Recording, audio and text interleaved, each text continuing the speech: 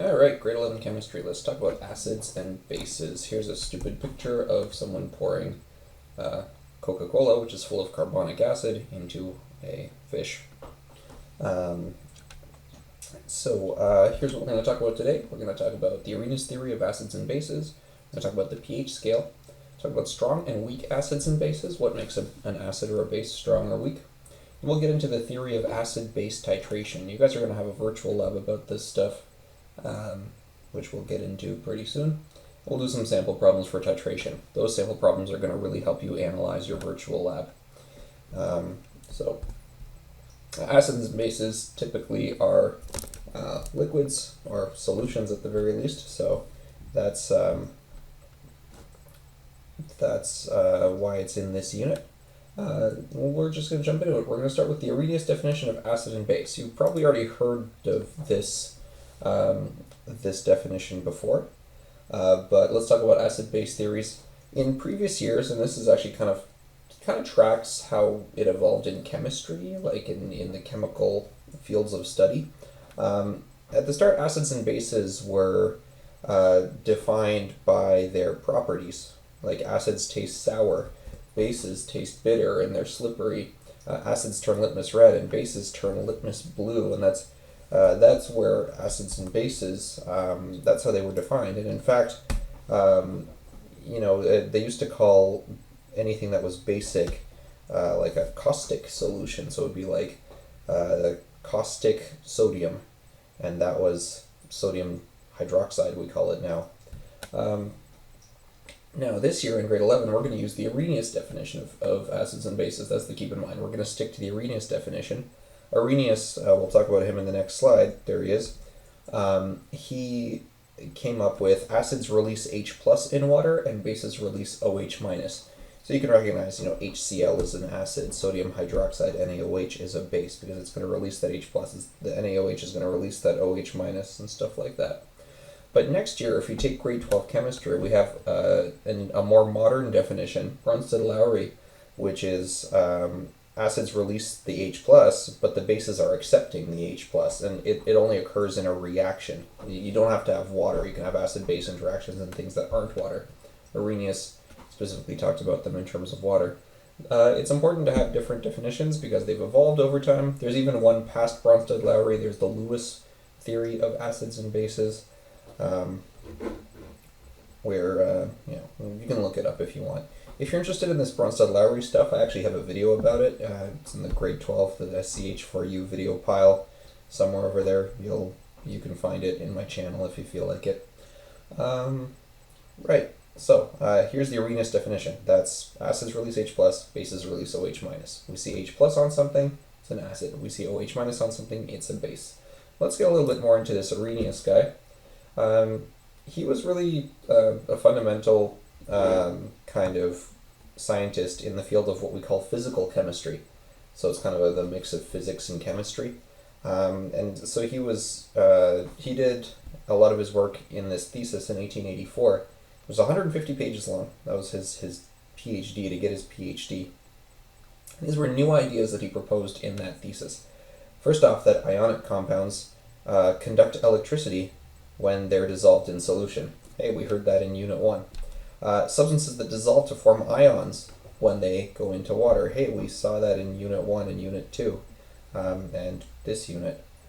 He did that definition of acid and base, where acids release H plus and bases release OH minus.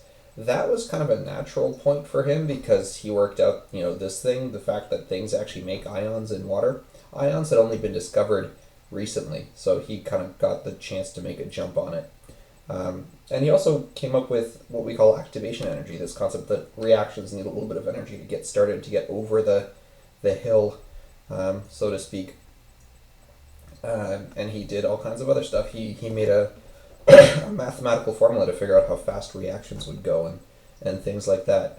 It was a very, very good paper. He submitted it, and it had all these new ideas in it, and explained a lot of stuff, and he got actually not a great mark. The mark he got on his paper was enough to get him a PhD, but not enough to get him like a nice position at his university, so he kind of went, nah, I'm going to go to a different place. But 20 years later, with enough scientific research, he was able to prove this stuff conclusively, and especially that math formula that he made, and he got the Nobel Prize for chemistry in 1903, although he wanted the Nobel Prize for physics. They gave him the Nobel Prize for chemistry. It was the third ever Nobel Prize for chemistry. This guy, Svante Arrhenius, Swedish guy. Anyway, he was pretty cool, and he came up with this definition. Again, he got the jump on it because he actually came up with things releasing ions into solution anyway, like salts releasing ions into solution. But yeah, and he worked it out with the electrical conductivities. He underlies a lot of the stuff that we talk about in this course.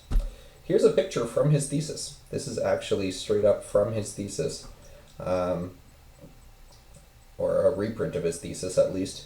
And you see, resistance. So he's using the resistance of from the electricity, so conducting electricity in water, temperature, and what kind of dilutions he was doing, and here's his acid, acide chlorhydrique, hydrochloric acid, HCl.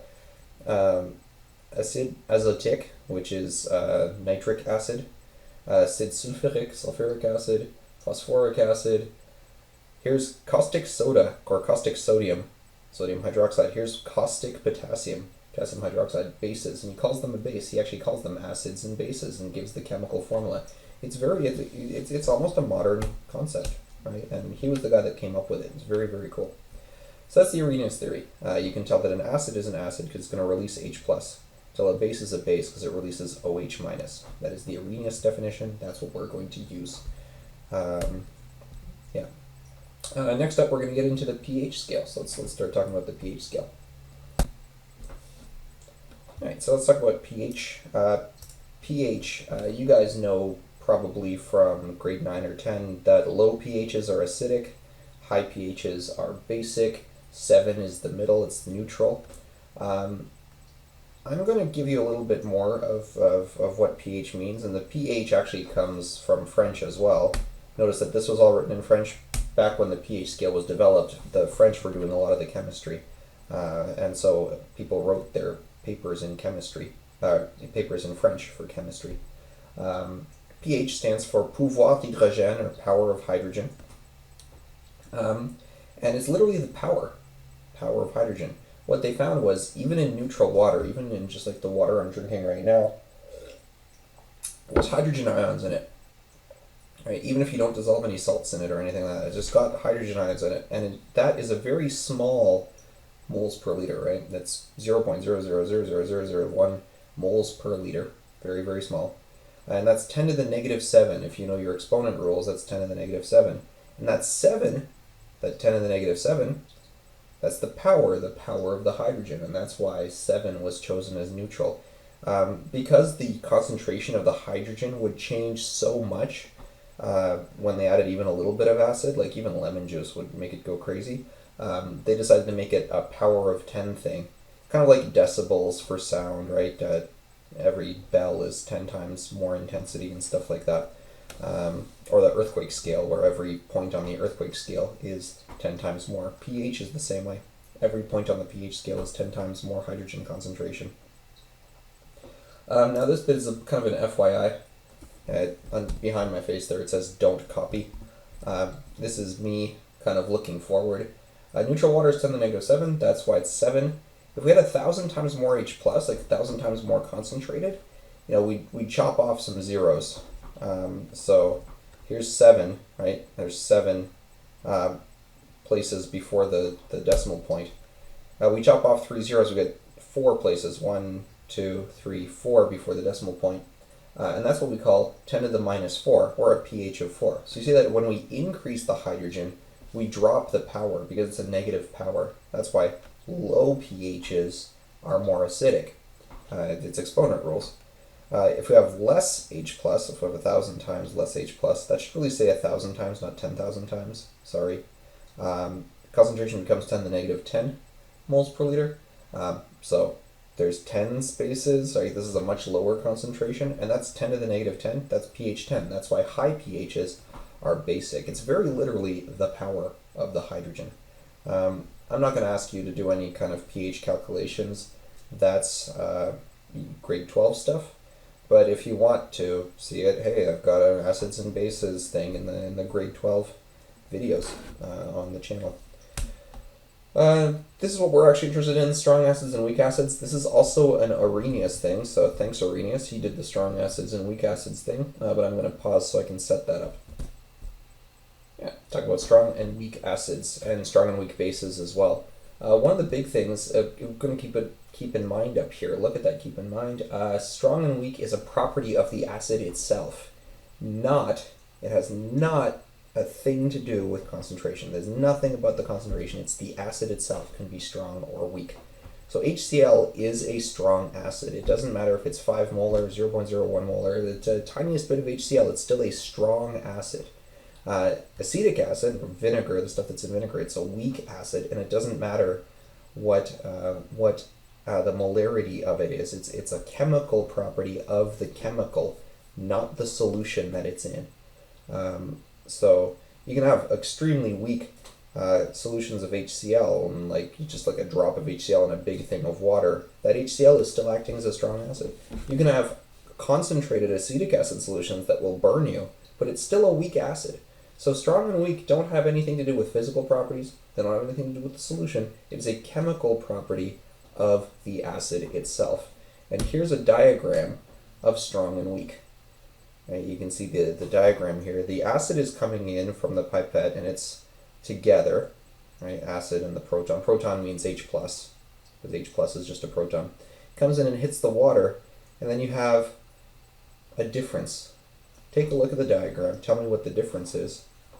You probably notice that here all of the H pluses is free. It's free to move. It's all free to move around the water. But here some of the H plus is still with its acid. Still with its acid. And so Arrhenius, genius that he was, the guy that came up with substances dissolving to form ions, said that strong acids release all of their ions. They completely split into ions. And weak acids, some of them stay together. And that's what it means. Strong and weak acids. So it's about how easily they let go of their H+. Strong acids, all the H+. Weak acids, only some of the H+. I'm going to turn on the keep in mind and the current topic here. Only some of their H+. This is referred to as the degree of dissociation. So dissociating is, dissociating into ions, a concept that Arrhenius came up with. He came up with strong and weak. Which is kind of funny, right? You'd think that the acid that's better at holding on to its proton would be the stronger one, but no. The strong one is the one that gives the most H+ for the smallest amount of salt, is kind of the concept that Arrhenius came up with. So yeah, strength not equal to concentration. Strength is not concentration. You can have a concentrated weak acid. There's a concentrated weak acid. There's a lot of it, but not a lot of it is dissociated. You can have a concentrated strong acid, lots of H+. You can have a dilute weak acid, where not a lot of it is dissociated. You can have a dilute strong acid, where there's not a lot of acid present and there's a high degree of dissociation. Like they're still all, it's still H+ and A- completely dissociated, just like here. And here there's some HA kind of hanging out. So this is the weak acid, this is the strong acid. It has nothing to do with the concentration of the thing. It's a very important diagram to understand. This diagram and this diagram are both very, very important diagrams to consider for strength of an acid. Yeah, so big thing. Nothing, strong and weak, nothing to do with concentration. You can blame Arrhenius for that one. I don't know if there's a better term for strong and weak acid and base. I'd say maybe like dissociative acid and non-dissociative acid. We can come up with a better term for it. Whatever. Yeah, bases, same thing, just OH, right? Replace the H+ with OH- and you got the idea of a strong and weak base. Sodium hydroxide, for example. Sodium hydroxide releases all of its hydroxide. Potassium hydroxide releases all of its hydroxide, and so on. But ammonium hydroxide doesn't release all of its hydroxide. Strong acids like HCl, HNO3, HCl, H2SO4, all of those hydrogens are in the solution, basically. Meanwhile, weak acids are not fully dissociated, so some of them stay as this kind of stuff, this weak acid stuff. So yeah, that's strong and weak. And now we're going to talk about titration. That's our next piece, titration, and then some sample problems. I'm going to pause and get the titration thing set up. Titration. So the main concept of titration is that when we get to neutral, pH 7, we know that the amount of H plus is equal to the amount of OH minus in terms of moles. Right, that's pH 7. So that's the concept of a titration. We're going to, if we have something acidic, we add base until the H plus equals the OH minus. If we have something basic, we add acid until the H plus equals the OH minus. And we can test the pH and see if it's 7 or not. And if it's at 7, then we know that we've neutralized it. So the concept of a titration is if you take something that's basic, an acid-base titration. If you take something that's basic and you add acid to it, you just measure how much acid you've added. You can work out what kind of base you had. You can work out what the concentration of that base was, things like that. You can do all kinds of interesting questions with that. You can answer some questions. And here's kind of a graph of pH versus how much base we add. So it starts acidic because, imagine we start with some stomach acid. Right, imagine I wanted to know how strong my stomach acid was. I'd have to take a sample of my stomach acid, put it in a little container, and then I'd add base. I'd slowly add base. It would start acidic. It would start at a low pH, and then I would add base bit by bit. And I'd watch the pH climb because adding the base will take away that H+, because it's turning into water.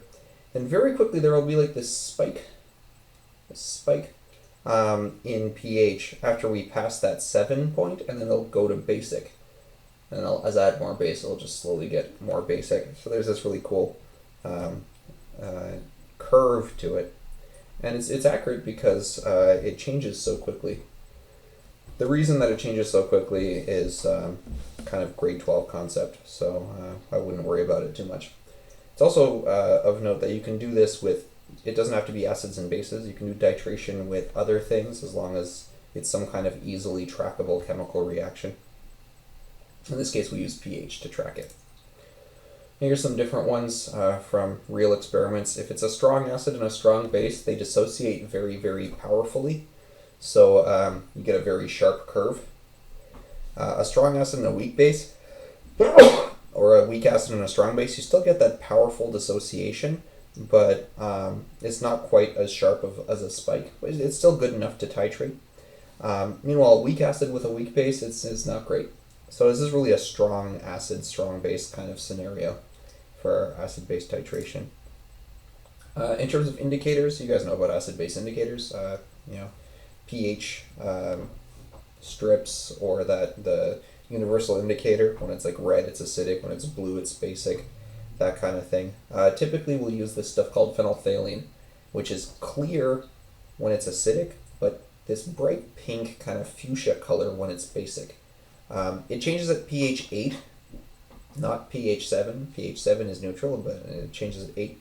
But that's kind of good enough because, 8 is really close to 7 on our titration curve.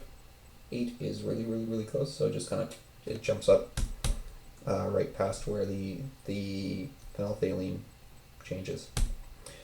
In order to do a titration very accurately, we use something called a burette.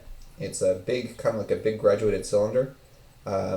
And it's usually marked to the milliliter, and you let through, actually it's usually marked to the 10th of a milliliter, and you can let through little bits at a time by using this stopper. You just kind of let in little bits of your acid or your base at a time.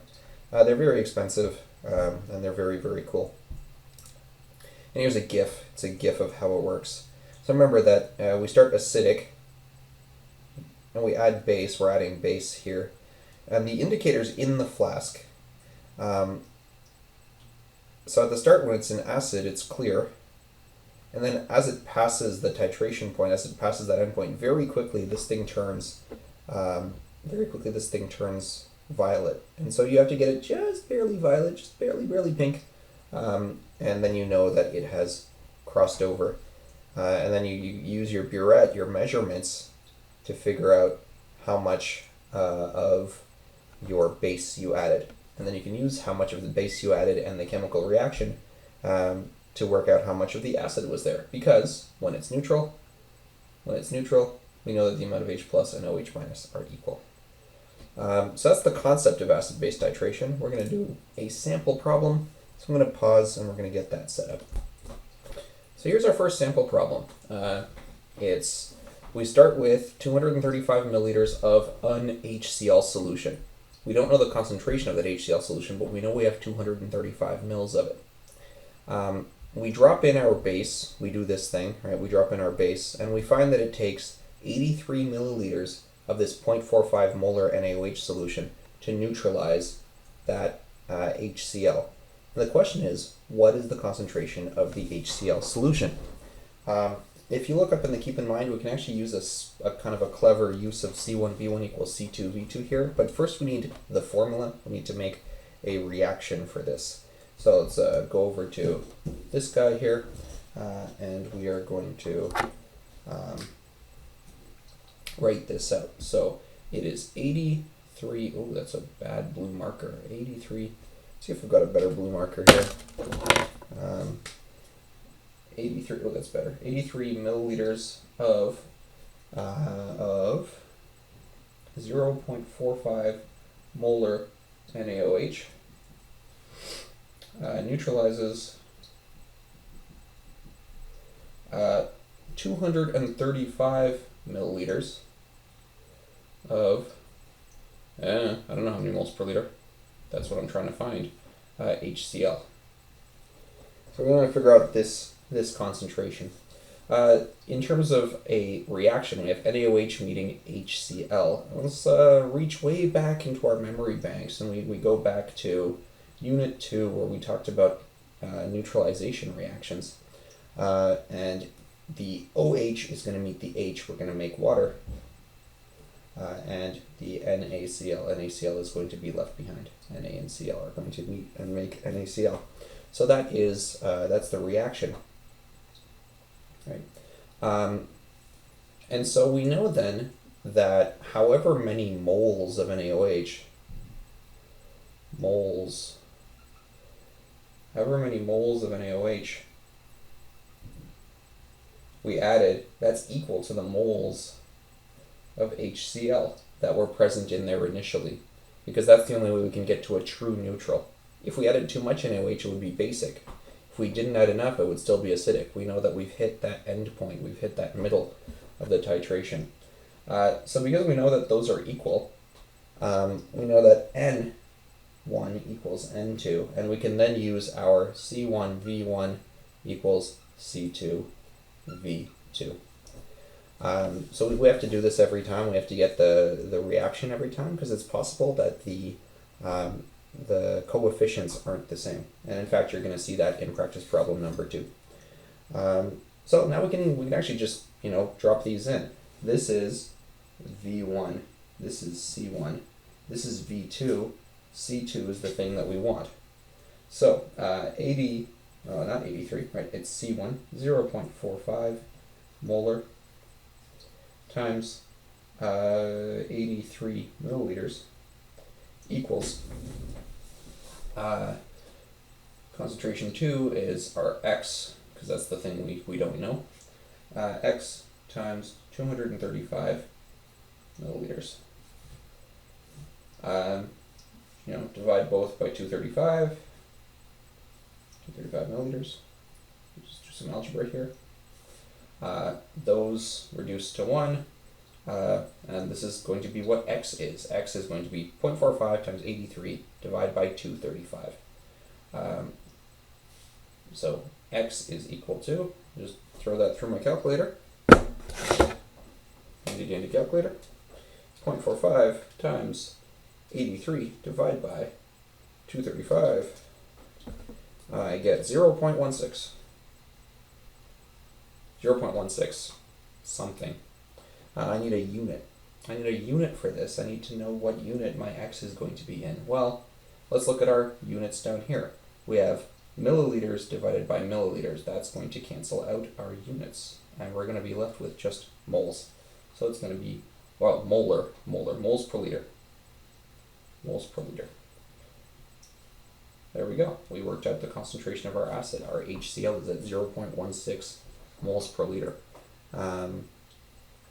That's how it works. That's how titration works. And you can do it with, you can also do it, slower. If you actually take this and you turn it into a number of moles, that would be, you go N equals C times V. And the number of moles of hydroxide, you can actually do 3-step stoichiometry on this, right?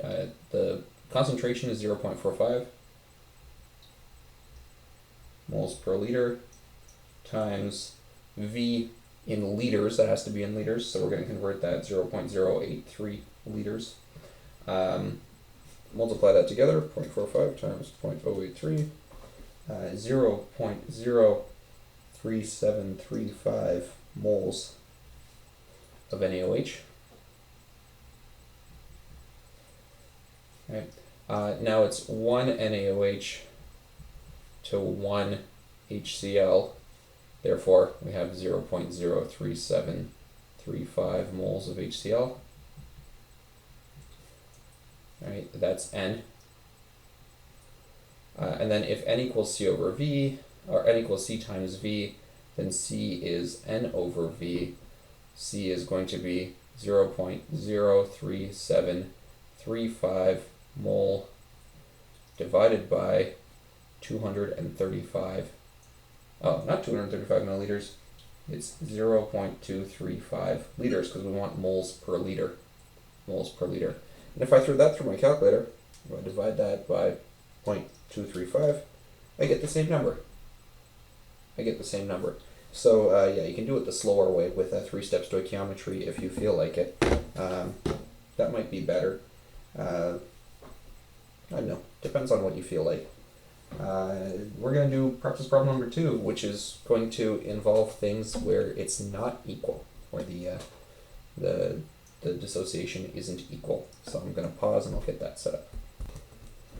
So we're going to do titration sample problem number 2 now. In this one we're going to have uneven amounts of moles in our reaction. So here's our question. We have 38 mils of 0.75 molar NaOH solution, and it's neutralizing 155 mils of a sulfuric acid solution. We don't know the concentration of the sulfuric acid solution. We want to figure that one out. It's perfect neutralization, right? OH minus equals H plus. I've written this out already, so I've gone ahead and written this out. First step is we're going to need to find the reaction here. The reaction is going to be NaOH, because it's NaOH, we're going to add H2SO4, and it's going to make, well, it's a neutralization. The H is going to meet the OH. We're going to make water plus Na and SO4. But the Na is Na plus, and the SO4 is SO4 2 minus. This is culling back to, unit 1. You can look at that in your table. You can find that. Which means I need 2 sodiums for every 1 SO4. Back to this kind of stuff. So it's Na2SO4. We're going to get that reaction going. Now we have to balance it. If I have 2 Nas here, I need 2 Nas over here. I have 2 hydroxides, meaning 2 hydrogens. I'm going to make 2 H2O. So I need then 2 sodium hydroxides to neutralize 1 sulfuric acid. So this is a little bit trickier. We can use a clever thing of C1V1 equals C2V2 to solve it, but I'm going to do 3-step stoichiometry because I feel like it's going to be a little bit simpler. First things first, we want to take our NaOH. This is our known. We want to figure out how many moles of NaOH we have. We have 38 milliliters. We have 0.038 liters of this stuff. That's from the 38 milliliters. That's V. And its concentration is 0.75 moles per liter. So N equals C times V, and that is 0.75 moles per liter times the volume 0.038 liters. Remember, we have to be working in liters here, or else it's not going to cancel properly. Liters has to cancel liters, so we have to divide by 1,000 to get to liters. Let's multiply that together. So 0.75 times 0.38, yep, as 0.0285 moles of NaOH. Right, so that's our first step. We've got our moles of NaOH. Now we can compare it to the H2SO4 directly.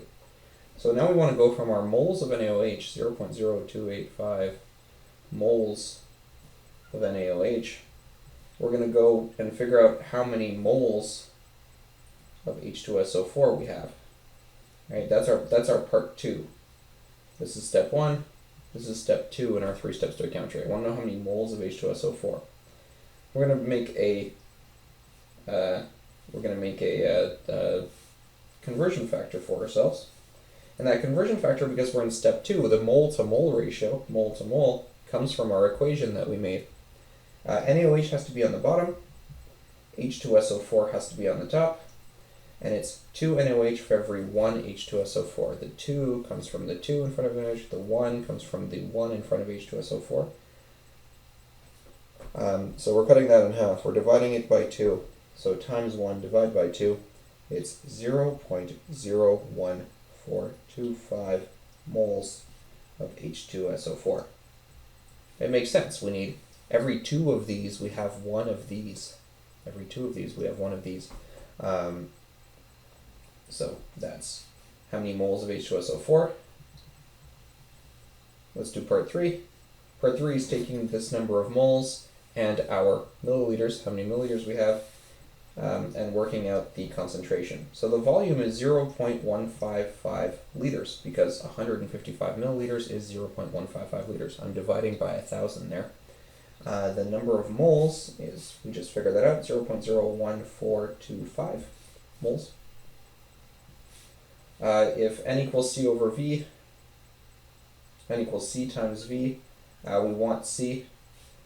C is going to be N over V, and that's going to be 0.01425 moles divided by 0.155 liters, which is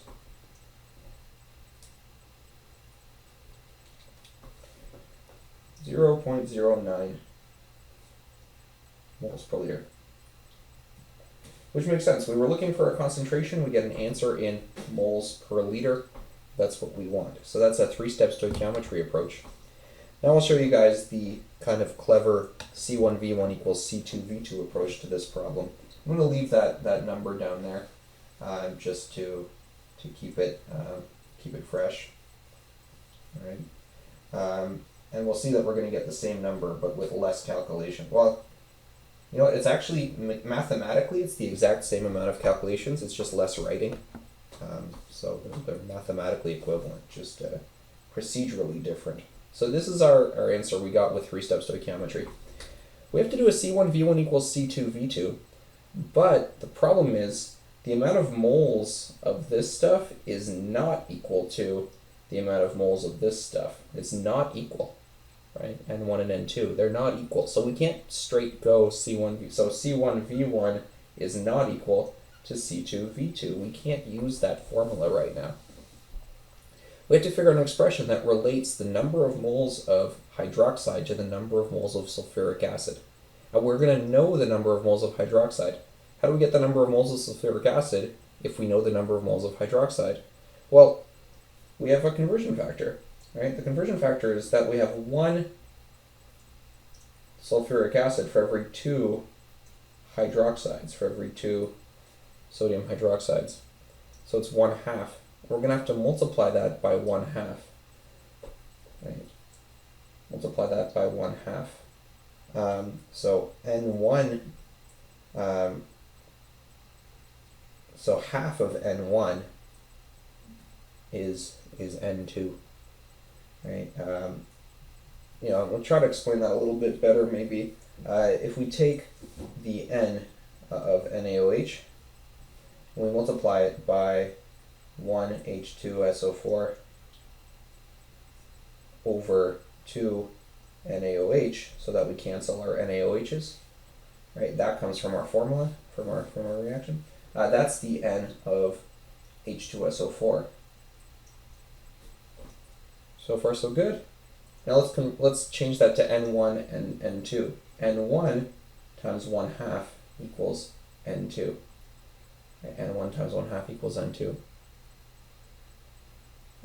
And so we're going to do that. We're going to go N1 times 1/2 equals N2. So C1V1 times 1/2 equals C2V2. That's our little thing we can do. We have to throw the mole ratio in there.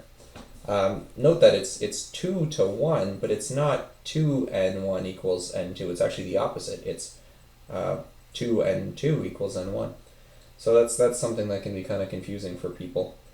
Times 1/2, or we can flip this to the other side, which is this times 2. That gives you the equivalent answer.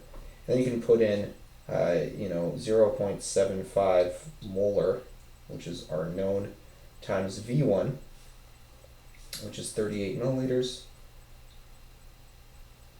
equals X, right? That's our C2, we don't know that, times 155 milliliters times 2. Because every time we have one of these, we have 2 of these. Every time we have one of these, we have 2 of these. It's kind of like a cross multiplication, I guess.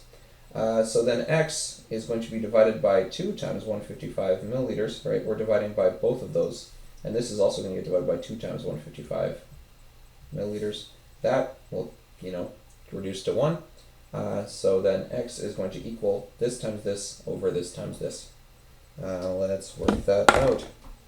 0.75 times 38 divided by, open some brackets here, 2 times 155. Right? Make sure that you open your brackets for that division. Make sure that those brackets are open. And I get 0.09. 0.09. What unit? Well, the milliliters drop out, so M, big M, moles per liter. Hey, it's the same. It's a little bit faster, but it takes more setup. Conceptually, a little bit more difficult. If you're confused by that, I recommend just sticking to the 3-step stoichiometry. It really doesn't take that long. Yeah, that's it for this. This practice problem took a while, but I did it 2 different ways. So, that's that. Let's review what we did. We talked about the Arrhenius theory of acids and bases and a bit about Arrhenius himself. We talked about the pH scale. Talked about what strong and weak means for acids and bases. Reminder, not related to concentration, related to the chemical itself. HCl is always strong. We talked about acid-base titration, the theory of it, and then we did some sample problems for finding the concentration of an acid. You can do the same thing to find the concentration of a base, by the way, so it's very similar. That's it. That's it for this video. Thanks a lot, and I'll see you guys in class.